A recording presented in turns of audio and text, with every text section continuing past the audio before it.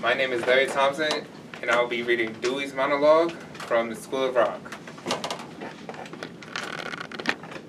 I'm not Melvin Schneebly. I'm not even a teacher. Sorry, Roz. My name's Dewey Finn. I came here because I needed a backup band. I used to go here, though. I was kicked out when I was 7. I always felt like if the school had been easier on me, maybe things would have been different. Maybe my dad would have liked me better. Maybe he would have believed in me. After I got kicked out, I gave up on education. I was going to be a rebel. Stick it to the man. Rock and roll! What I didn't realize is that when I gave up on education, I gave up on myself. I was so gung-ho not to do what people wanted me to do, I never really thought about what I wanted to do. A good education helps you figure out who you are, what makes you happy. Now what makes your parents happy, or your teachers, you. I've never been happier than when I was with these kids. Your kids are awesome. You should be proud of them. They gave me a real education, and I betrayed them. I lied to them, and I let them down. But don't make them pay for my mistakes. I'm sorry, everybody. Thank you. Hi,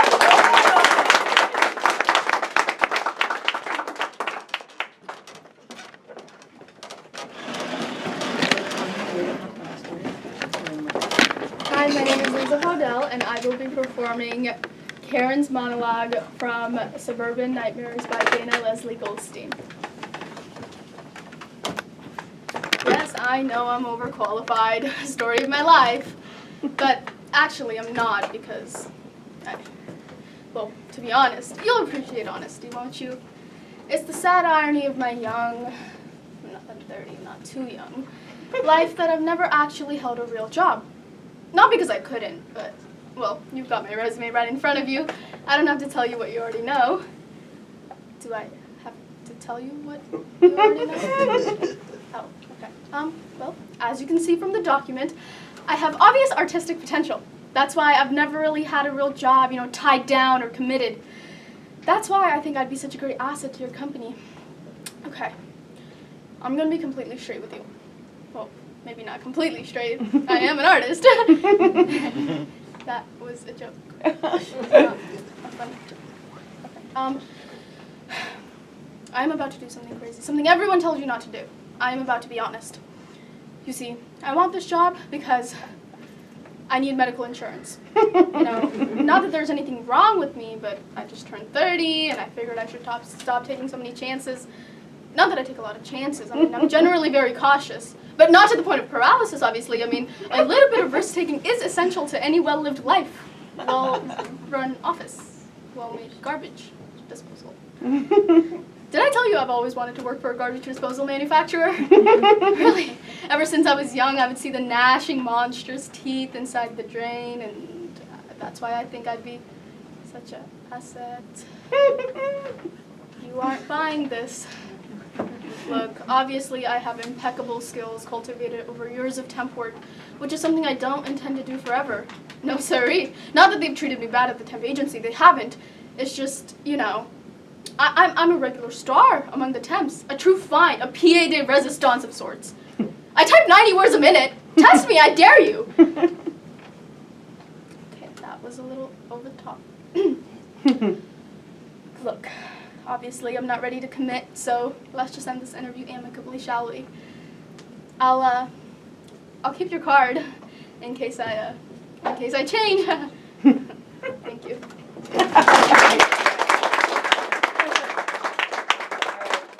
So, as promised, we're going to hear a little Shakespeare tonight. We'll have 2 pieces in a row from Two Gentlemen of Verona by William Shakespeare. These monologues don't really need an explanation, except that love hurts.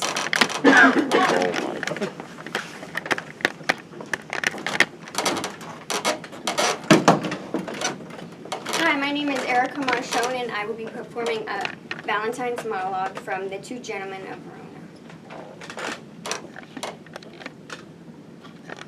And why not death, rather than living torment? To die is to be banished from myself, and Sylvia is myself. Banished from her, is self from self a deadly banishment? What light is light if Sylvia be not seen? What joy is joy if Sylvia be not by, unless it be to think that she is by, and feed upon the shadow of perfection, except I be by Sylvia in the night. There is no music in the nightingale, unless I look on Sylvia in the day. There is no day for me to look upon. She is my essence, and I leave to be, if I be not by her fair influence, fostered, illumined, cherished, kept alive. There I fly not death to fly his deadly doom. Tarry I here, I but attend on death. But fly I hence, I fly away from life. Thank you.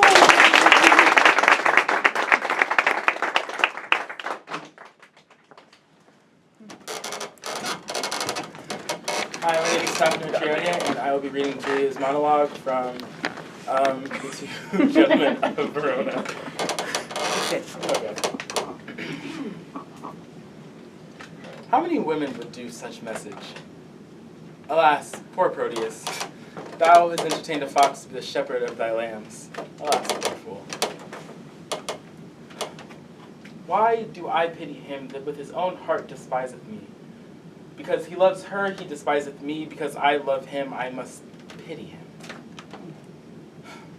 This ring I gave to him when he left from me, to bind him to my goodwill, and now am I unhappy messenger, to go deliver that which I would not receive, to carry that which I would not have carried, to praise his faith which I would have dispraised. I am my master's true and confirmed love, yet cannot be true servant to my master, unless I prove false traitor to myself. But yet will I woo for him, but so coldly, as heaven it knows, I would not have him speed. Thank you.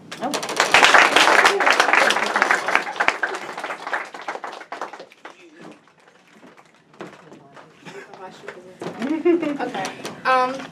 Hi, my name is Alyssa Laura, and I will be doing Patsy's monologue from The Little Murders by Jules Pfeiffer. Pfeiffer. Honey, I don't want to hurt you. I want to change you. I want to save you. I want you to know that there's more value to life. Some beauty, some tenderness, some things worth reacting to. Geez, Alfred, nobody's going to kill you. Listen, it's my wedding day. I just want a man who's going to protect me and love me, and a self-assured man, really. Thank you. Oh, maybe it'll come back. It's not easy to perform in a small room, actually. Oh, wait, I got to come up here. My bad.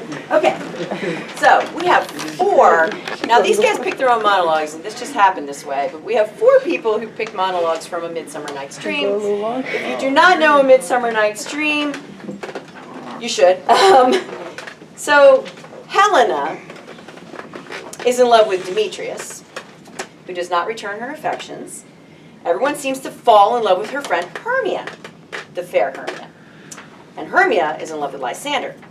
So all 4 lovers escape into the woods, where the fairy king's minion, Robin Goodfellow, or Puck as we know him, puts a spell on the 2 men, so that when they awake, they both fall in love with Helena. Okay, so now Helena is confused about why these guys are falling all over her. So we are going to start with Eden as Helena before the spell happens, saying, why is this Hermia so much better than me? I'm, all that as well. And then Isaiah will come up as Puck and tell us about the spell. And then Paige will come in as Helena, saying, oh, I'm running through the woods. I want these guys. Where are they? And then she kind of falls upon Lysander, who then wakes up and says, oh my gosh, the love of my life. Who's not really the love of his life. Okay, here we go.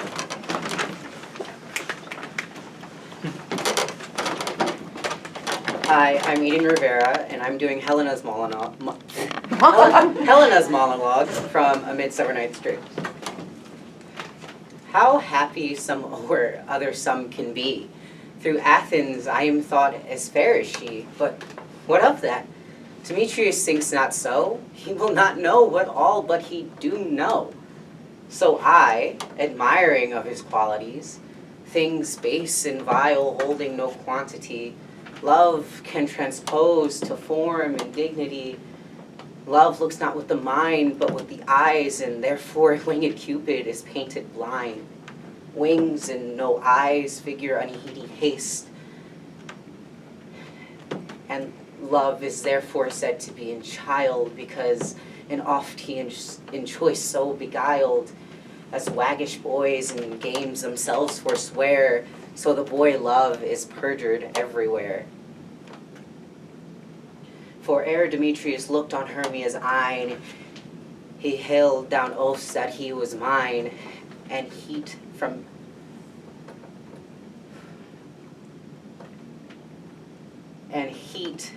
Demetrius. Thank you.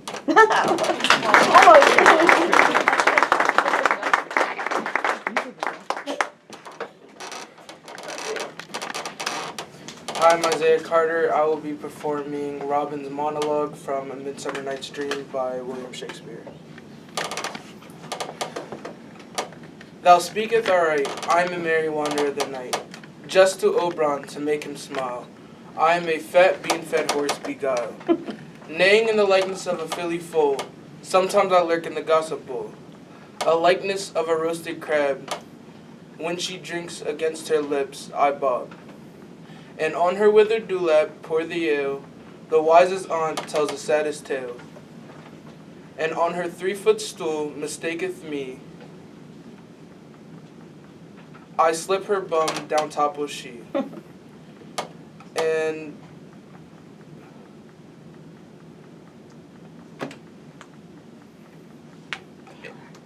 And Taylor cries and falls into a cough.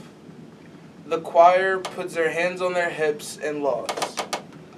And waxing in their mirth, knees in Savior.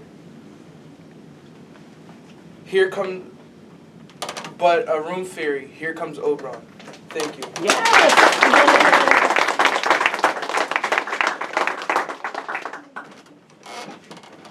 Hi, I'm Paige Mullen, and I will be doing Helena's monologue from A Midsummer Night's Dream. Stay!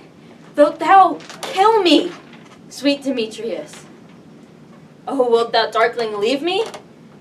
Do not so. Oh, I am out of breath in this fond chase. The more my prayer, the lesser is my grace. Happy is Hermia, wheresoe'er she lies, for she hath blessed and attractive eyes. How came her eyes so bright? Not with salt tears. If so, my eyes are oftener washed than hers.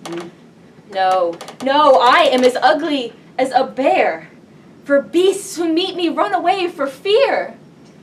What wicked and disassembling glass of mine made me compare with Hermia's fiery eye? But who is here? Lysander on the ground.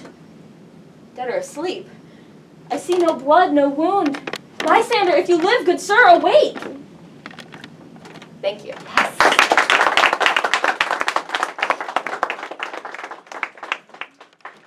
Hello, my name is Toka Felty, and I will be performing Lysander's monologue from Midsummer's Night Dream by William Shakespeare.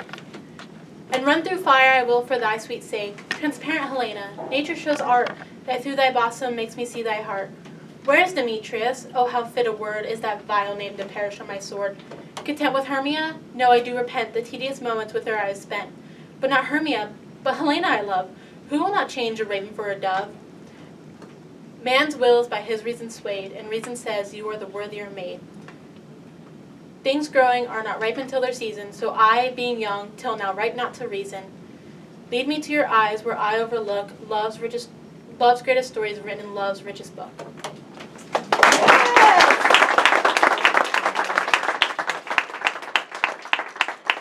Okay, so if you have never seen the Netflix movie Don't Look Up, you all seen it? Or okay, all right. It's a little spoiler alert here. Okay, there's a comet coming towards Earth.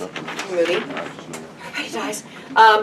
Peter Isherwell, the monologue we're about to hear, he runs a company called BASH or BASH, which is sort of an Apple spinoff. So he's sort of the Steve Jobs in this part. But this is way more advanced than Apple. We have an algorithm that reads thought and mood and predicts how you'll die. Morbid. All based on data that it collects on its users. So he is hoping to mine this comet for valuable minerals and has sort of a disagreement with the professor or the scientist, I guess. Where are you? Oh, there you are.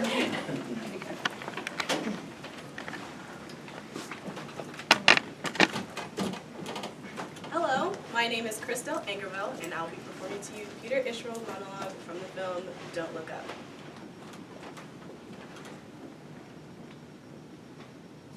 What did you say? Did you call me a businessman? You think I'm just a businessman?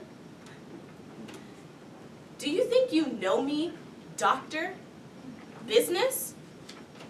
This is evolution. This is evolution of the human species. What are you doing bringing this doctor in?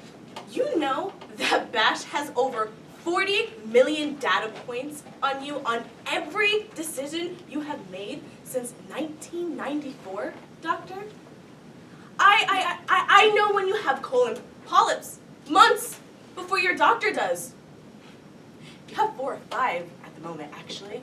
You know, they're not a concern, but I'd get a checkup if I were you. But much more importantly, I know what you are. I know who you are. My algorithms have determined 8 fundamental consumer profile types. And you're a lifestyle idealist. You think you're motivated by beliefs, high ethical beliefs, but no, you just run towards pleasure and away from pain. You're like a field mouse. Our algorithms can even predict how you'll die. Yeah, to 96.5% accuracy. Yeah, I looked you up after we first met. Your death was so unremarkable and boring that I just can't even remember the details, apart from one thing. You're gonna die alone. Alone. So, you'll excuse me, Madam President. I've got some work to do. Thank you.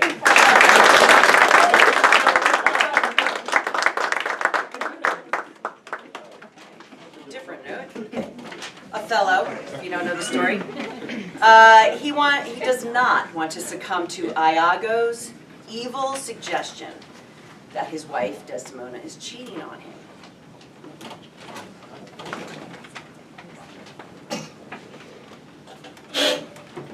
I am Kathleen, and I will be playing the part of Othello from Othello by Shakespeare. Thinkst thou I'd make a life of jealousy, falsehood of chains of the moon with fresh suspicion? No, be once and out is once to be resolved. Chase me for a goat when I fulfill the business of my soul, subject, suffocate, and blown surmises matching my influence. It is not to make me jealous, say my wife is fair, feeds well, loves company. Sphere of speech, sings, plays, and dances well. Where virtue is, these are more virtuous. Nor from my own weak merit should I draw any fear or doubt of her revolt. But for she had eyes, and she chose me. No, Iago. I'll see before I doubt. When I doubt, prove. On that proof there is none but this. Away at once with love or jealousy. Thank you.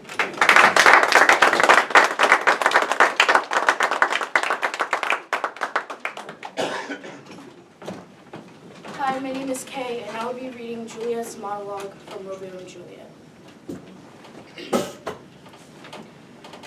Oh, Romeo, Romeo, why far out thou, Romeo? Deny thy father and refuse thy name, for now will not be sworn my love, and I will no longer be a Capulet. But 'tis but thy name that is my enemy, for art thyself thou not a Montague? But what is a Montague?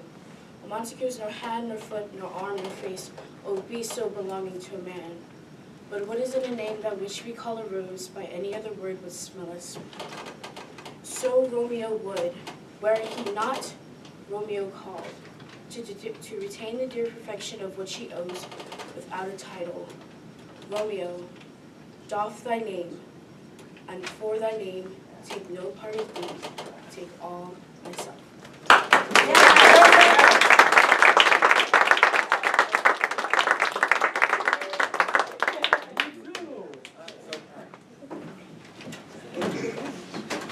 Hi, my name is Bernard Selby, and I will be reciting Jimmy's monologue from Dead Woman's Game by Eric Christian Hansen.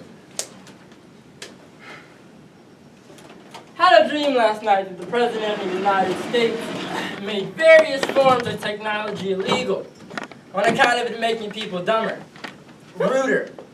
iPhones, Samsungs, Androids, or whatever the heck those Seattle geeks made, all of it illegal.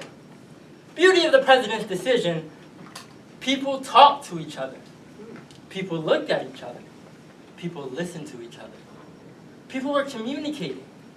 I wanted the dream to go on forever. I wanted it to be my reality. But as quick as I came to that realization, I woke up in a dark alley. And there they were. iPhones there. And iPhones there. iPhones there. And iPhones there. iPhones every the fuck where. They think they're communicating. And they think that it's healthy, but it's not. Life should be about inclusion, not exclusion. And then, the television's got us programmed like we're sheep, The commercial asks, did you get the new iPhone 12?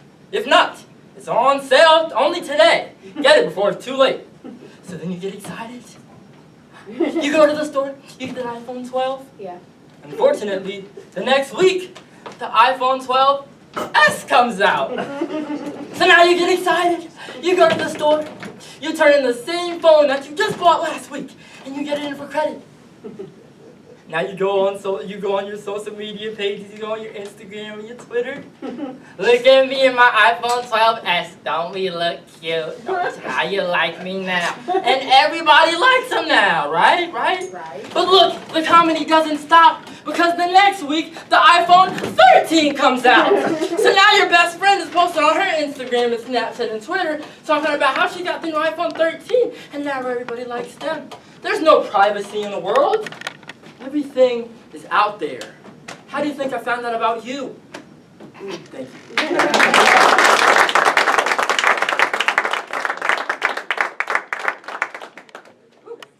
Okay, so we're going to All's Well That Ends Well, but it's not the end. Helen heals the King of France, and the king grants her permission to marry Bertram, the man she loves, and he is not happy about it, but he owes her his life, so he kind of gives a blessing.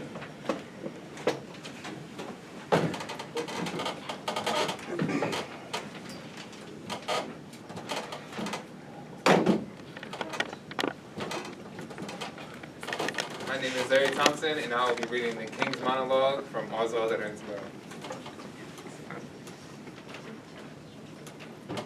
Here, take her hand, proud, scornful boy, unworthy this good gift that dust and vow mispraising and shackle up. My love in her desert that canst not dream, we poison us in her defective scale, shall wait thee to the being that wilt not know. It is in us to plant thine honor where we please to have it grow. Check thy content, obey our will, which travails in thy good, but presently do thine own fortunes that obedient right, which both thy duty owes and our power claims, loosing upon thee in the name of justice, without our terms of pity, speak thine answer. Thank you. Oh, do you want me to explain this at all? I can't. I can't either. This is anime, so. Kyoma explains why Toguro is choosing limbo. It's an interesting choice. So basically, in the show Koenma, he is explaining why Toguro, another character who has died, is choosing limbo, an eternity of suffering over anything else that Koenma had planned. I'm eating, by the way. Well, that's the million-dollar question, isn't it? Perhaps he was guilty for not avenging his students. Although he protected them, it was not enough. The only way to never be vulnerable again was to become the monster that he already thought himself to be.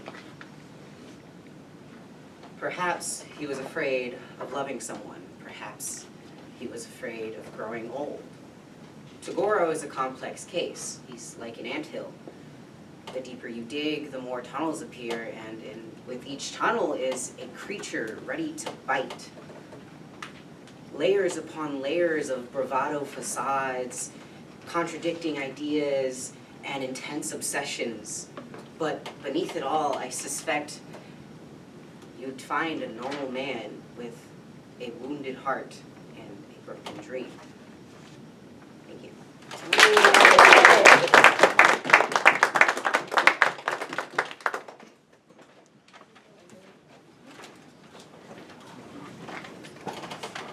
Hi, I'm Isaiah Carter. I will be performing Cassandra's monologue from Hecuba by Euripides. The sun. I dreamed the sun came alive in my brain. I felt the light pouring through my skull, and I knew. I saw a landscape of time spread out before me. I saw a landscape of time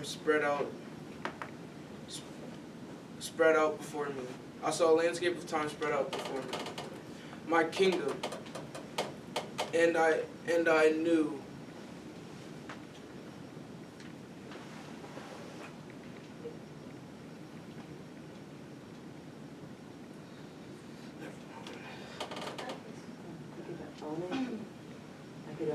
I could own. He said I could own it. Or he would own me, that was it. He said, "Now pay me, and I will own you, and I will give you time to rule forever." Thank you. Oh, all right, in one of Shakespeare's history plays, Henry IV, Part 1, Prince Hal desperately wants his dying father's approval.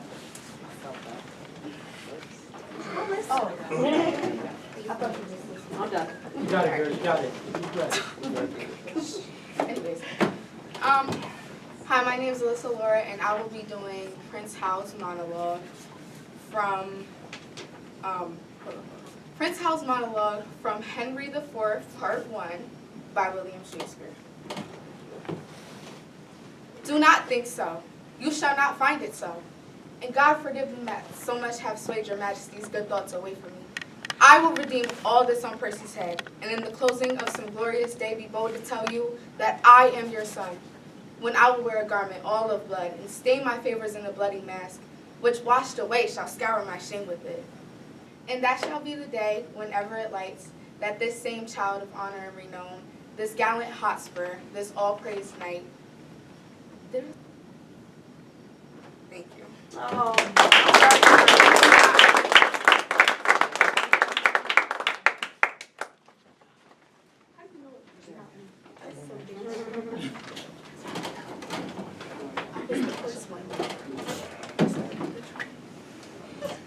Hi, my name is Erica Marchone, and I will be performing Harper's monologue from Agree to Disagree by Joseph Arnon. Look, you don't have to agree with me all the time in order for me to like you more.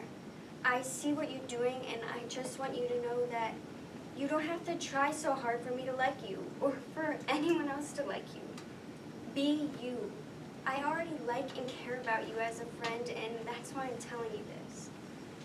We're friends, and if we're going to be good friends, then I'd rather know the real you and not the you that you seem to put on. You get what I'm saying? I used to do the same thing, and then I realized I care more about being true to me than having someone else like me more. You may not agree with me, but that is my whole point. And if someone doesn't like you for you, well, then they weren't worth having in your life to begin with. Thank you.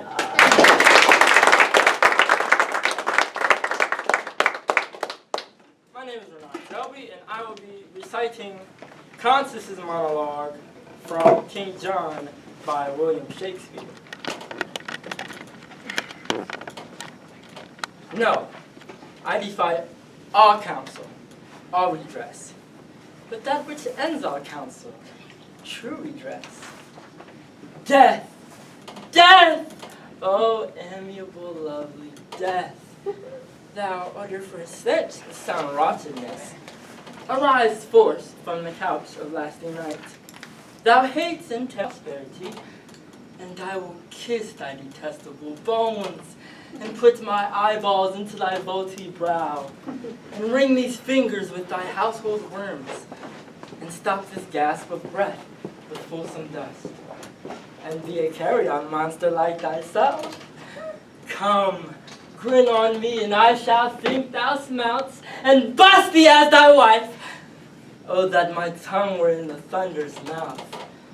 Then with a passion would I shake the world, and arose from that sleep-fell anatomy that does not hear a lady's feeble voice, which scorns a modern invocation. Thank you. No?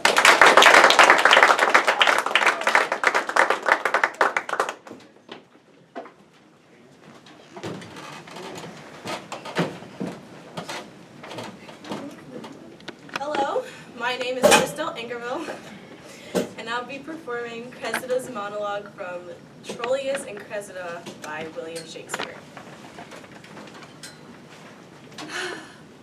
Hard to say one, but I was one, my lord. With the first glance that ever, oh, pardon me, I confess much, you will play the tyrant. I have loved you now, but till now, not so much, but I might master it. In faith? I lied. My thoughts were like unbridled children grown, too headstrong for their mother. Oh, see, we fools, why have I blabbed? Who shall be true to us when we are so in secret to ourselves? But though I loved you well, I wooed you not. And yet, good faith, I wished myself a man, or that we had men's privilege of speaking first. Sweet, bid me hold my tongue, for in this rapture I shall surely speak the thing I shall repent. See, your silence, cunning and dumbness, from my weakness draws my very soul of counsel. Stop my mouth. Thank you.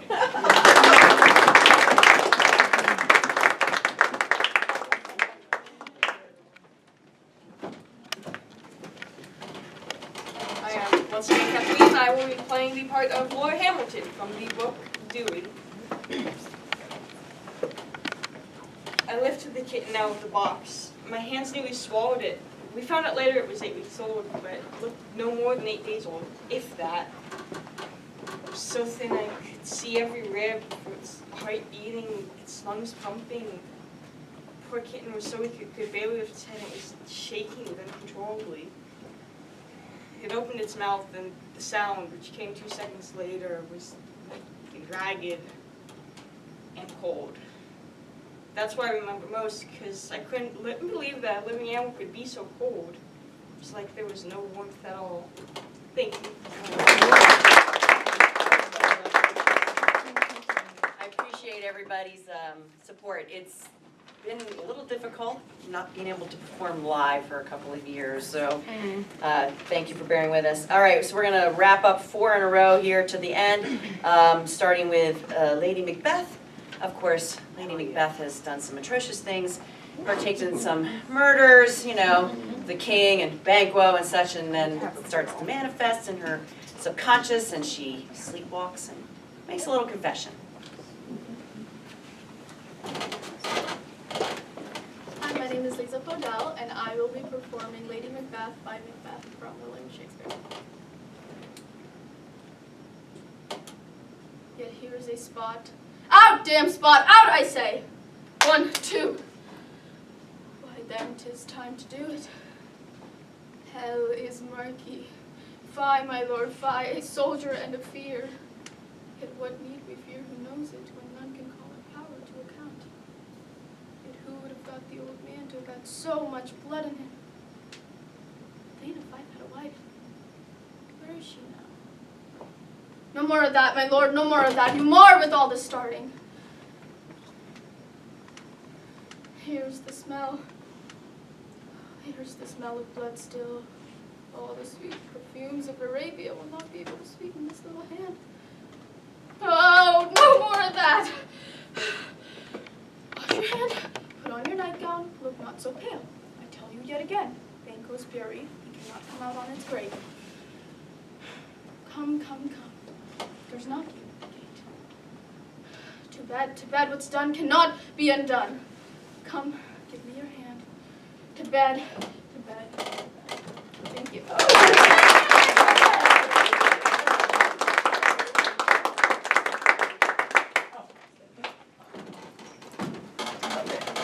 Hi, I'm Sam. Still.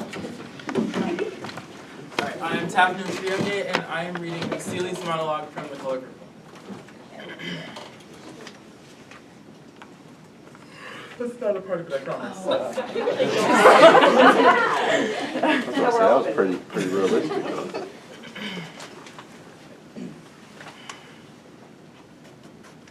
What's wrong with you? You are a low-down, dirty dog. That's what's wrong. You know, it's about time that I get away from you and into creation, and your dead body might just be the doormat that I need. Your boy? Seems like if he hadn't have been your boy, he could have came out half a decent man. You took my sister Nettie away from me, the only one in this world who loved me. It's okay. Nettie and my children coming home soon, and when they get here, we all gonna sit around and whoop your ass. Yeah, I got children. They in Africa. Africa. Learning different languages. Fresh air, playing outside, exercise. They gonna come out a heap better than those fools you never even bothered to raise. No, hold on, Harpo. You hadn't tried to rule over Sophia the way that you did, the white man would have never got to her. Nothing but the truth in it. You kids was rotten. You was rotten. You made my life here hell, all because your daddy played nothing but some damn horse shit. Not a dime. Did I ever ask you for anything? Did I ever ask you for everything? I didn't ask you for anything, not even your sorry-ass hand in marriage. I didn't ask you for nothing. You know what? I curse you. Until you do right by me, everything you think about is going to fail. Until you do right by me, everything you think about is going to crumble. The grave that you planned for me is the one that you were rot in. And everything that you've done to me has already been done to you. Thank you.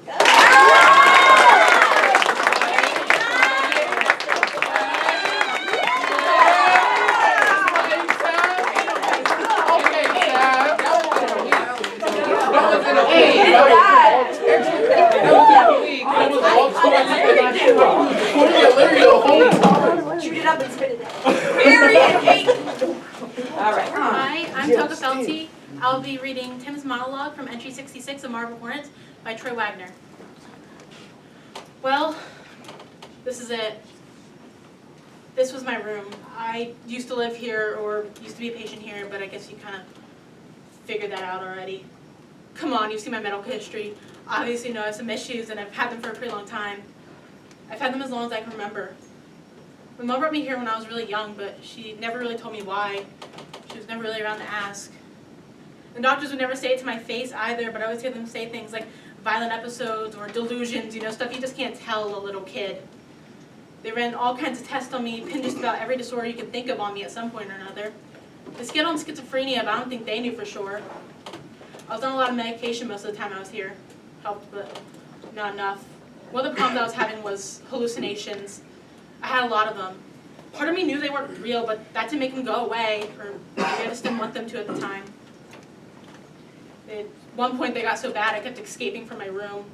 I'd go hide in the maintenance tunnel or run out to Rosswood Park, which you know isn't that far away from here. And when they found me, I'd just say I was hiding from whatever it was I was seeing. When they bring me back, they had no choice but to lock me in here. That's when I was at its worst. I'd be clawing at the wall, screaming at all hours of the night. They had to up my dosage just to calm me down to the point I was almost numb. And that's the thing, I can't remember any of them. Probably because of the medication. It didn't cure me exactly, but it leveled me out enough to the point where I was able to go to a normal school, got transferred to another facility. That's where I met Brian, the first real friend I remember having. When I saw that footage you got from him, that thing, or whatever it was, in the background, I couldn't help but wonder, what if that's what I was seeing? What if that wasn't a hallucination at all? What if this is my fault? Alex could be a normal person, you could be living a normal life, so could Jessica, so could everybody if it wasn't for me. I have no way of knowing that for sure. That's always going to be in the back of my mind. What if I'm right? What if what happened to me is happening to Alex right now? At least he's not running around at night with the mask on. Well, that's it. No more secrets. Thank you.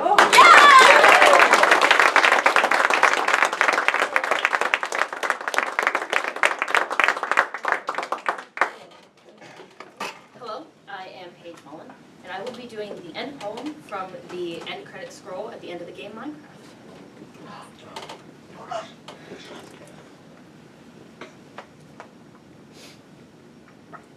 Sorry, I was giving up. It's the first word. It's always the first word first. Oh, where's this? Let me do that again. Okay. No, never mind, I don't need to do it. I see the player you mean. I like this player. It played well. It did not give up. It is hearing our words as though they were words on a stage. That is how it chooses to imagine many things when it is deep within the dream of a game. What did this player dream? This player dreamed of sunlight and trees. This player dreamed of fire and water. It dreamed it created, and it dreamed it destroyed. It dreamed it hunted and was hunted. It dreamed of shelter. Does it know that we love it? That the universe is kind? Sometimes, through the noise of its thoughts, it hears the universe, yes. But there are times it is sad in the long dream. It creates worlds that have no summer, and it shivers under a black sun, and it takes its sad creation for reality. To cure it of sorrow would destroy it. The sorrow is part of its own private task. We cannot interfere. To tell it how to live is to prevent it from living. I will not tell the player how to live. Who are we? We are the universe. We are everything you think isn't you. We shall tell you a story. Once upon a time, there was a player. That player was you. The universe spoke to the player through the sunlight that came through the shuffling trees in the summer days.